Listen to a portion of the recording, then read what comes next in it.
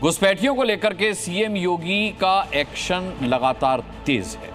संदेश बहुत साफ है कि यूपी में अवैध रूप से रहे तो सीधा कालकोठरी जाना होगा।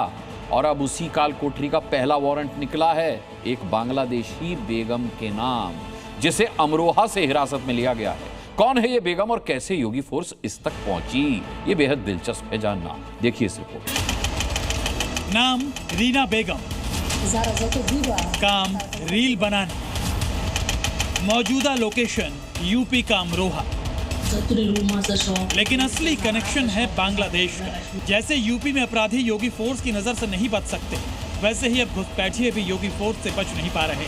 जो लोग भी छिप छिपाकर यूपी में रह रहे थे, वो या तो भाग रहे हैं या तो उनके चेहरे सामने आ रहे हैं। अगर डेमोग्राफी चेंज इसी प्रकार की होगी, आने वाले समय में घरों के अंदर घंटी और शंख भी नहीं बजाने देंगे।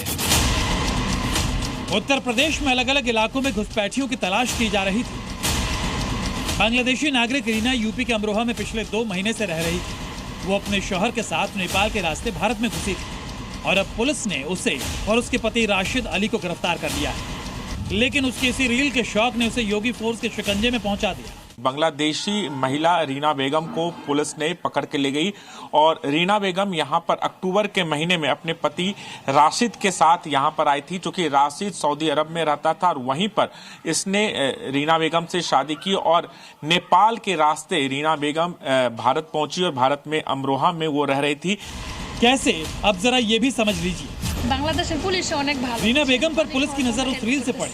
अक्सर रील बनाने वाली रीना बेगम ने अपने अकाउंट पर रील पोस्ट की जिसमें हाथ में बांग्लादेशी पासपोर्ट था। वो बांग्लादेशी पुलिस को धन्यवाद कह रही थी और साथ ही दूसरे वीडियो में वो बाय बाय बांग्लादेश कहती दिख रही थी। रीना बेगम इसके अलावा बाकी सभी वीडियोस में भी हैशटैग बांग्लादेश डालती थी और तो और आई लव बांग्लादेश भी लिखा करती थी।